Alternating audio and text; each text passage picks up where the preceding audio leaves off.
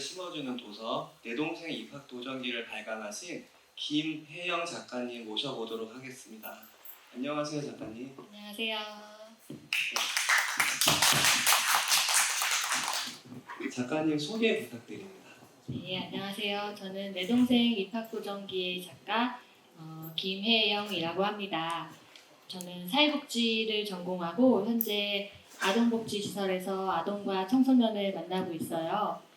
아동을 위한 글을 쓰기 위해서 한겨레 아동문학 작가 교실에서 글쓰기를 배우고 지금 또 더불어 살아가기 위한 방법들을 아이들이랑 논의하고 그런 것들을 좀 재밌게 쓰기 위해서 노력하고 있습니다. 사회복지를 전공하시고 아동복지 시설에서 일하고 계신 작가님이셔서 내 동생 입학 도전기의 내용이 어떨지 더욱 궁금한데요. 네. 지금 작가님이 첫 발간이신 아동문학 도서 내 동생 입학 도전기 소개 부탁드립니다. 네, 내 동생 입학도전기는 3학년 여자아이가 주인공인 이야기예요. 현지라고 하는데 현지는 아이돌이 되고 싶어서 오디션을 준비하고 절친 숭주가 있어요. 숭주와 함께 오디션 준비하고 춤추기 바쁜 학생인데요. 네, 현지에게는 발달장애를 갖고 있는 동생 현우가 있어요. 이제 입학을 앞두고 있어서 어디 학교를 가야 될지 고민하고 있는데 부모님께서는 특수학교를 보내고 싶어 하세요. 근데 특수학교에 가게 될 경우 현지는 전학을 가야 돼요. 그러면 절친과도 떨어지고 아무래도 오디션 준비할 시간도 많이 줄어들게 되는 거죠. 그래서 현지가 생각을 해요. 동생의 입학 코디네이터로 좀 활동하면 어떨까. 옛날에 스카이캐슬 드라마에서도 입시를 위해서 한 명의 코디네이터가 이제 되게 준비를 열심히 하잖아요. 현지가 동생 현우의 입학 코디네이터가 되는 거죠. 지금 말씀을 들어보니까 저도 솔직히 책을 지금 봤는데요. 현지가 정말 대단하다고 느껴집니다. 그리고 꿈을 이루기 위해 동생까지 케어를 하는 현지의 바람이 잘 이루어지도록 응원하고 싶네요. 그러면 작가님께서는 2022년 문학나눔 도서보급사업 선정도서로 선정되셨을 때 어떤 마음이 드셨나요? 우선은 너무 놀랐어요. 아침에 연락을 받았는데 경황도 없고 막 출근길이어가지고 당황스러웠어요. 근데 이제 지하철에서 심사평도 읽어보고 다른 선정작들도 둘러보고 하면서 눈시울이 붉어지더라고요. 왠지 제가 쓴 동화 속 아이들이 인정받고 뭔가 격려받는 느낌이 들었어요. 그래서 막 눈시울이 막 붉어지는데 지하철에서 난감했어요. 근데 이제 왜 시상식에서 배우분들이나 그런 유명하신 분들이 오열을 하는지 그때서야 조금 알겠더라고요. 지금 작가님 말씀을 들어보니까 주인공들에게 상당히 애정이 많으신 것 같아요. 그 창작 활동을 하시면서 떠오르는 아이디어들도 굉장히 중요할 것 같은데 주로 어떤 상황에서 영감을 얻으시나요? 저는 일상에서 좀 엉뚱한 생각을 많이 하는 편이에요. 그래서 지하철에 출근을 하는데 지하철 타고 가다가 문이 열리는 거예요. 근데 막 밖에서 여행에 대한 이야기를 나누는 소리가 들리더라고요. 그래서 좋겠다. 지금 저는 출근하는데 저분들은 어디에 가실까 막 새겨 듣고 있었는데 지하철 문이 닫힐 때쯤에 그분들의 정체를 알았어요. 지하철 벽에 붙어있는 전광판 광고 소리였더라고요. 너무 똑같아가지고 분간이 안 되더라고요. 그래서 너무 민망해서 그거를 바로 또 노트에 적었어요. 이제 핸드폰 메모장 기능이 있으니까 이제 그렇게 엉뚱한 일들을 많이 좀 기록을 하고 있어요. 작가님 말씀을 들어보니까 무언가 몰두해보고 느끼는 감각을 찾고 기록하는 것이 정말 중요하다는 생각이 듭니다. 그러면 아동문학 작가교실에서 어린이를 위한 글쓰기를 배우신 걸로 알고 있는데 많은 문학 양식 중에서 아동문학을 선택한 이유는 무엇인가요? 두 가지가 있는데요. 제가 아이들이랑 있을 때 가장 힘을 받더라고요. 사회복지를 전공하다 보니까 되게 다양한 유형의 사람을 만나는데 그 중에서도 아이랑 있을 때 제가 좀 힘이 나고 그리고 아이들이랑 있을 때 제가 좀 더 나은 사람이 되려고 노력하는 부분이 있었어요. 예를 들어서 뭐 아이들이랑 음식 만들기 프로그램을 해요. 그럼 김장도 담그고 뭐 새로운 나라의 음식도 만들어요. 근데 제가 요리를 잘하지 못하거든요. 그러면 미리 준비해서 레시피대로 이렇게 하면 되겠다라고 생각을 하고 아이들이랑 김장을 시작해요. 근데 누군가 까나리를 엎어버려요. 그러면은 이게 레시피에 없던 내용이잖아요. 너무 당황스러운데 이제 아이들이랑 이제 머리를 맞대면서 계속 이것저것 넣어보는 거예요. 고춧가루도 넣어봤다가 설탕도 넣어봤다가 그 맛이 날 때까지 우리끼리 막 얘기를 해요. 그러다 보면은 어느 순간 김치의 맛이 나는 것이 제법 나기 시작해요. 그러면은 이제 그 과정에서의 희열이 있더라고요. 그래서 아이들이랑 있다 보면은 정말 다양한 활동을 하는데 그 과정 속에서의 변수들을 같이 헤쳐나가는 게 되게 재미있고 그래서 많은 것들 중에서 아동과 관련된 이야기를 써봐야겠다라고 생각했어요. 그리고 또 다른 하나의 이유는 사회복지 현장에 있다 보니까 아이들에게 한 명의 친구가 되게 중요하다는 생각을 했어요. 그래서 누군가가 그 아이의 일상을 좀 들어주고 귀 기울여 준다면 그 하루가 달라질 텐데 그러지 않는 친구들이 꽤 있더라고요. 근데 이제 제가 지금은 젊어서 아이들이랑 뛰어놀기도 하고 술래잡기도 하는데 언제까지고 체력이 받쳐줄지 모르겠어요. 근데 이제 나이든 저랑 또 아이들이 놀아줄지도 모르고 그래서 좀 아이들에게 그런 또 하나의 친구가 되고 싶은데 뭐가 있을까 생각하다가 아동문학으로 글로써 아이들 곁에 좀 남게 되면 어떨까라는 생각을 하게 됐어요. 네, 말씀 감사합니다. 저도 작년까지는 유치원에서 교사로 근무를 했었는데요. 아이들하고 이제 막 그때 이제 놀 때 10년 전 교사일 때는 체력이 어느 정도 돼서 많은 아이들하고 막 놀고 그랬었는데 지금은 이제 막 원감이 되고 나서는 점점 체력이 떨어져서 아이들하고 생활하기 점점 어렵더라고요. 그래서 그 지금 작가님 말씀을 들어보니까 아이들을 기본적으로 좋아하시고 순수함을 지켜주시려고 노력하시는 것 같아요. 그래서 이렇게 좋은 작품이 탄생한 것 같습니다. 네, 그러면 지금 아동문학기를 선택하셨는데 쉬운 듯하면서 어려운 것이 동화인데 아이들이 아닌 어른들에게도 읽히게 하기 위해서는 어떤 식으로 접근을 하시나요? 저는 아동 문학이라고 해서 꼭 아동만 읽어야 된다고 생각하진 않아요. 그냥 그 책에 담겨 있는 내용과 메시지를 읽고 도움이 될 만한 사람이 읽으면 충분하다고 생각해요. 근데 이제 하나 저만의 스킬이 있다면은 제가 읽었던 책 중에서 정말 감명 깊게 본 것들은 주변에 많이 알려요. 제가 독서 모임이랑 글쓰기 모임을 하고 있는데 이제 그 단톡방에 올리는 거예요. 이건 올해의 인생책이다. 이러면서 수시로 제 인생책이다라고 막 이야기를 해요. 그러다 보면은 누군가는 또 읽게 되기도 하고 독서 모임의 책으로 선정되기도 해서 좀 자연스럽게 아동 문학이나 다양한 서적들을 읽을 경험을 좀 마련하고 있고요. 다른 하나는 출퇴근을 제가 대중교통으로 해요. 네, 항상 출근길에 책 한 권씩은 집어서 가요. 그러면은 그게 동화이든 어떤 책이든 읽다 보면은 인상 쓰기도 하고 막 웃기도 해요, 혼자. 그러면 누군가 또 저의 모습을 보고 책에 흥미를 가지지 않을까 생각을 하거든요. 그래서 저는 그런 좀 자발성을 지원하면서 그런 환경을 마련해주는 역할들을 좀 하고 있다고 생각합니다. 저도 오늘 여기 오면서 그 내 동생 입학 도전기를 지하철에서 읽으면서 웃으면서 왔는데 네, 이것도 어떻게 보면 홍보 효과가 있겠네요. 네. 그리고 그 좋은 작품은 굳이 마케팅을 하지 않아도 입소문을 많이 타는 것 같습니다. 네. 그러면 이렇게 작업하시는데 있어서 노하우는 무엇인가요? 그림책 아동문학 도서를 창작할 때 노하우를 알려주시면 좋을 것 같습니다. 저도 첫 책을 발간한지라 노하우라고 할 게 있을까 싶지만은 제가 꾸준히 독서 모임도 하면서 글쓰기도 하면서 좀 미발간된 책들이 많아요. 아직 완성되지 못한 것들이 있는데 이제 그런 것들을 할 때 제가 평소에 쓰고 싶었던 주제들을 쭉 돌아보고요. 이 중에서 제가 중간중간에 에피소드들 그렇게 영감 받았던 것들을 그냥 합쳐요. 근데 여기서 중요한 점은 전혀 연결되지 않을 것들을 연결해 보는 거예요. 예를 들면은 부자에 대한 돈에 대한 이야기를 주제로 하고 싶어요. 그러면 소재는 사람일 수도 있겠지만은 저는 변기를 한번 떠올려 봤어요. 화장실에 있을 때 좋은 아이디어가 많이 나오더라고요.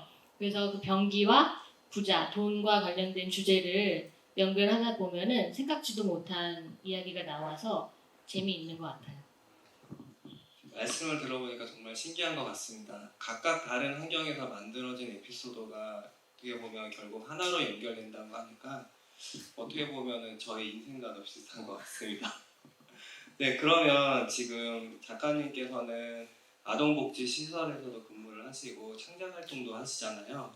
그러면 되게 많이 좀 스트레스가 쌓이는 일이 있을 것 같은데 스트레스는 어떻게 해소하고 계신가요?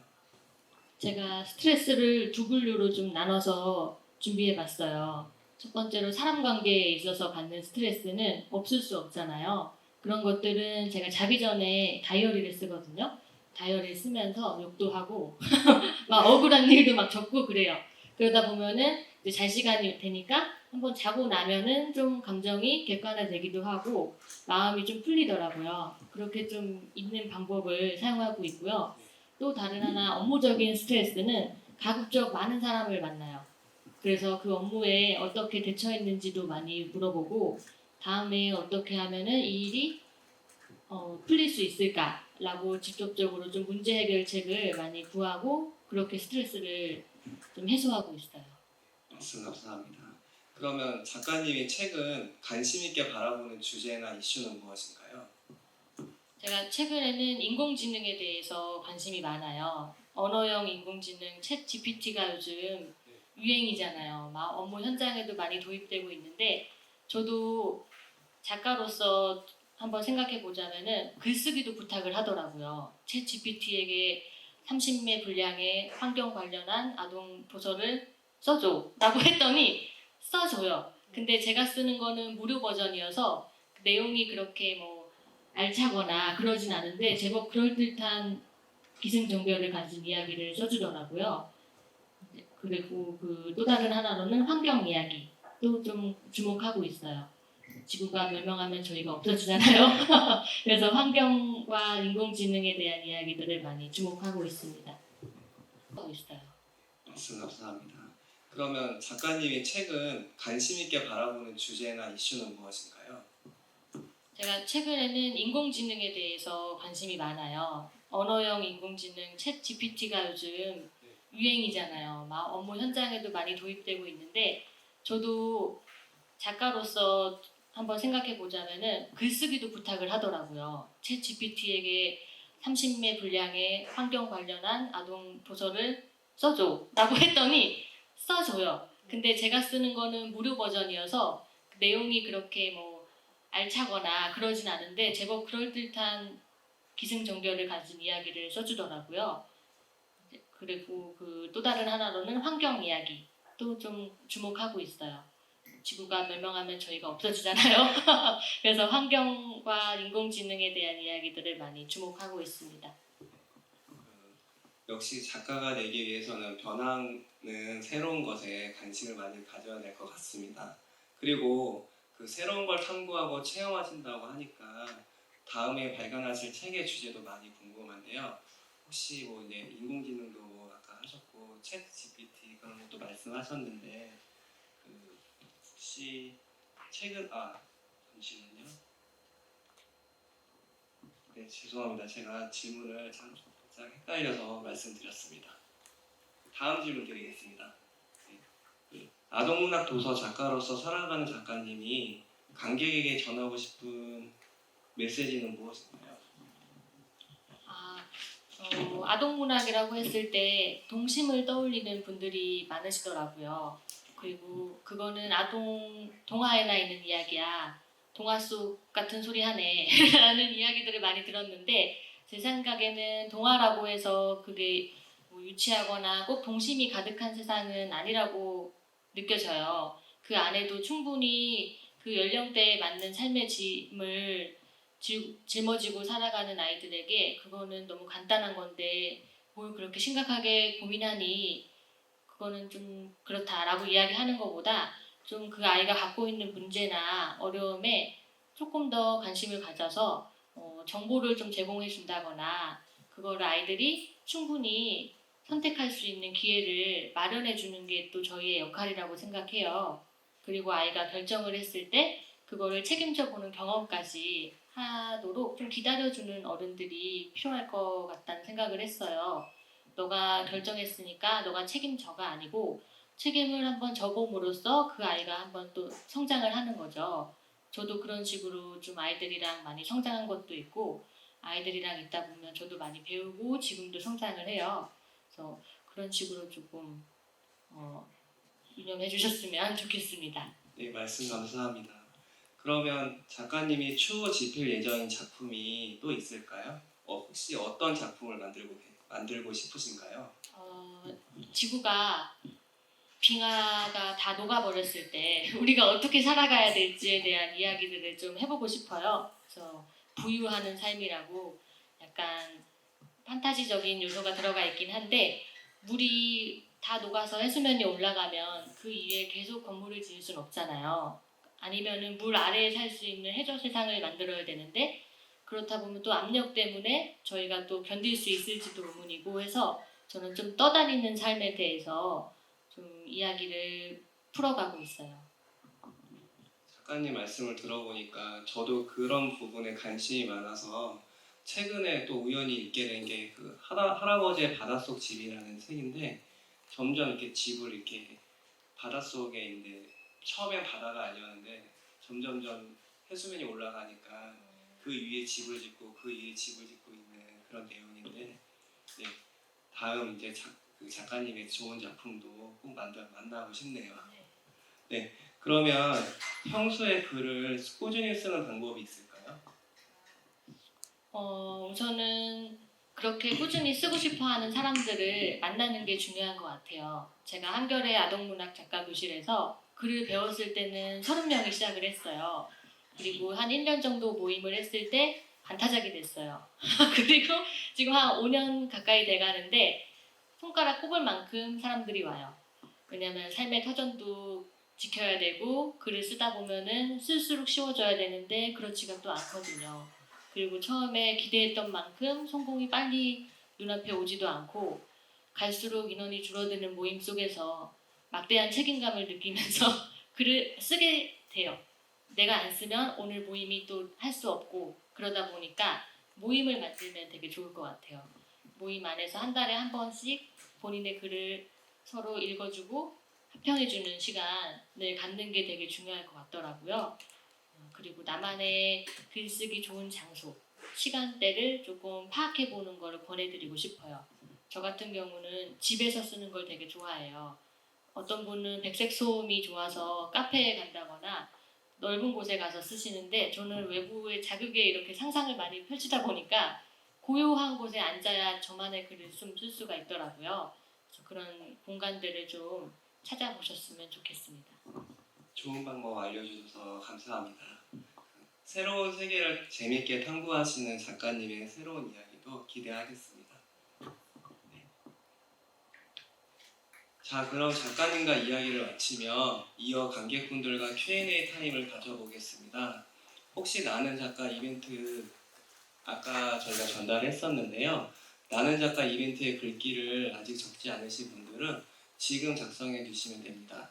포스트잇이 없는 분들은 손을 들어주시면은 여기 스태프께서 포스트잇을 갖다 주실 거고요.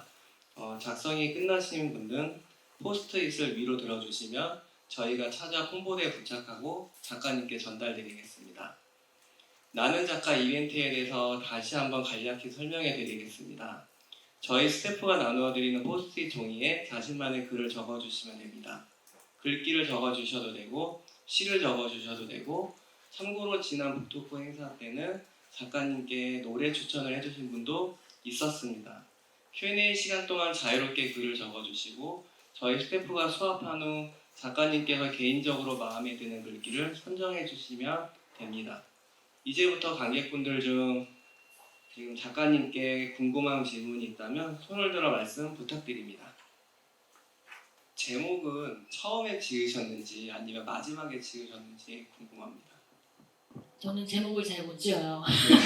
맨 처음에 제목을 짓고 시작을 하는데 어디에 합평 모임에 가져가도 출판사에 가져가도 제목이 별로다라는 이야기를 많이 들어요. 그래서 이번 책 제목도 그렇고 아마 앞으로도 그럴 것 같고 후에 나온 제목으로 바뀌어서 나가지 않을까 생각합니다.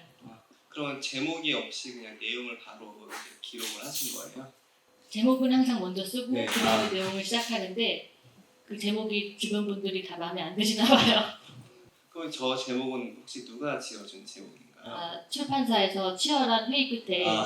결정된 제목입니다. 네, 말씀해 주셔서 감사합니다. 책을 쓰셔가지고 이제 주변에 알린다는 말씀을 하셨거든요. 그랬을 때 주변의 반응은 어떻던가요? 왜냐면 네. 요즘 세상이 너무 바쁘다 보니까 누가 얘기를 잘 듣지 않거든요. 그래서 제가 좀 호기심에 여쭤보는 겁니다.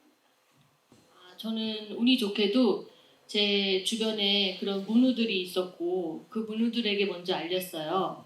같이 이렇게 글쓰기를 배웠던 분들에게 이야기를 해서 그분들에게 좀 축하를 많이 받은 상황이었고요. 현장에서는 이제 글 쓰러 다닌다는 걸 알고 있었기 때문에 도대체 언제 되느냐, 올해 신춘문예도 안 된 것이냐, 막 이렇게 이야기를 해주시더라고요. 그래서 뭐 담담하게 받아들이고 이렇게 좋은 일이 있을 때는 또 적극적으로 알리고 있어요. 네. 말씀 감사합니다. 네. 작가님께서 지금 이제 포스트잇을 보시고요. 선정해 주시겠습니다.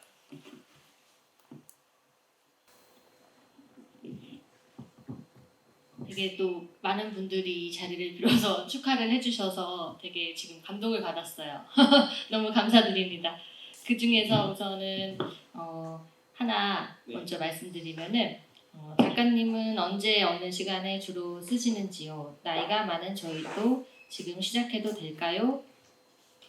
라는 질문이었어요. 질문하신 분, 네. 저는 밤에 주로 써요. 퇴근하고 나서 이제 운동을 하고 나면은 어떤 분은 피곤해서 잠들기도 하는데 저 같은 경우는 이제 호르몬이 막 돌다 보니까 잠이 안 오더라고요. 그러면 이제 그때부터 앉아서 글을 쓰는데 한 번 쓰기 시작하면 보통 한 3시간 정도 집중을 해요. 이제 그러고 나면 이제 혈압이 올라서 더는 못 쓰겠더라고요. 그래서 조용한 시간대에 누군가에게 방해받지 않은 시간대, 그때 저는 새벽형이라서 밤에 주로 쓰고 있습니다. 그리고 시작은 언제든지 하셔도 좋을 것 같아요. 제가 잘 보는 책이 있는데 박경숙 작가님이라고 수상한 시리즈를 쓰신 분이에요. 근데 그분도 거의 40, 50대쯤 돼서야 신춘문예에 당선이 되셔가지고 지금은 거의 한 50권도 넘는 책이 나와 있을 정도로 되게 다작을 하시는 분이에요. 그 열정과 에너지를 되게 본받고 싶은데 지금부터라도 늦지 않았다는 말씀을 좀 전해드리고 싶어요. 네, 말씀 감사합니다. 혹시 추가로 하시고 싶은 말씀 있으신가요? 제가 주위에서 보면은 동시는 주로 나이 많아서도 동시 작가가 되시는 분들은 많거든요. 그런데 이렇게 긴 이런 글을 쓸 수 있을까 궁금해서 여쭤본 거예요. 동시를 쓰면은 그거 네. 이렇게 쓸 수 있을까요? 충분히 가능할 거라고 생각되는 게 아까도 말씀드렸지만 챗 GPT가 나왔잖아요. 그 친구들이 방대한 양을 써줄 거예요. 그러면 거기서 원하는 것들을 취합하시고 뭔가 더할 것들을 더하고 붙이분을 좀 살을 더한다면은 더 좋은 작품이 나올 거라고 생각합니다.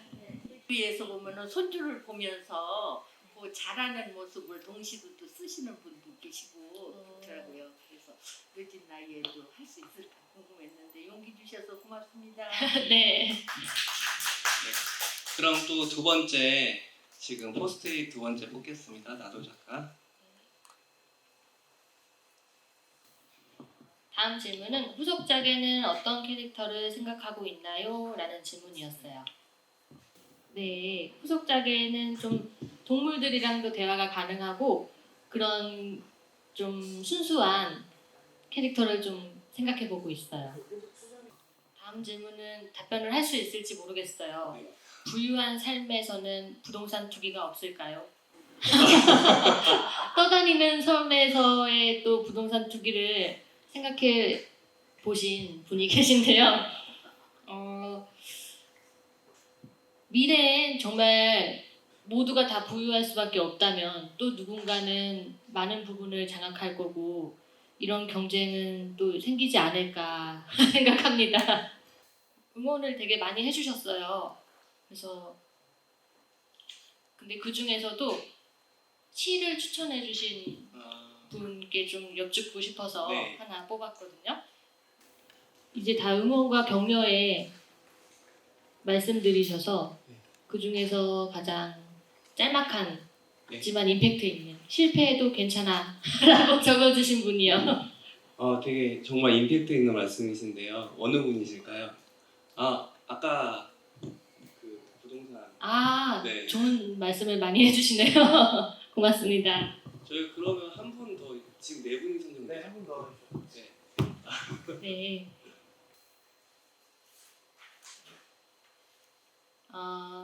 7살 딸의 실제 대사를 적어주셨는데요. 나이를 먹을수록 상상력이 많아져서 점점 겁쟁이가 돼 라고 써주셨어요. 혹시 어느 분이 지금 기록해 주셨나요? 쓰시고 계세요. 아니, 오늘은 어떻게 쏙쏙 잘 네. 뽑네요, 제가. 다음은 나이만 먹고 미처 진정한 어른이 되지 못한 어린이에게 필요한 동화라고 느껴집니다. 저도 어른이 같다는 생각을 많이 했어요. 아이들이랑 있으면서 누가 아이고 누가 어른이냐라고 이제 막 저희 시설장님은 그렇게 표현도 하시거든요. 그러면 정말 저는 아이들이랑 있을 때는 제가 아이들이랑 친구인 것처럼 재밌게 상호작용을 해요. 어른이라는 표현을 되게 잘 남겨주셨네요. 고맙습니다. 혹시 이렇게 기록한 이유가 혹시 있으신가요? 따로 있으시면 작가님께. 네. 저도 점점 나이가 들면서 세상에 진정한 어른이 없는 것이 아닐까 반성하면서 쓴 글입니다. 네, 감사합니다. 네. 그럼 이번 김혜영 작가님의 나는 작가 이벤트에 아쉽게 당첨되지 못한 분들은 이어지는 세 번째 작가님의 나는 작가 이벤트에 참여해 주시면 감사하겠습니다. 그리고 귀한 시간 내어 북토크에 응해 주신 김혜영 작가님을 위해 다시 한번 감사와 응원의 박수 부탁드립니다.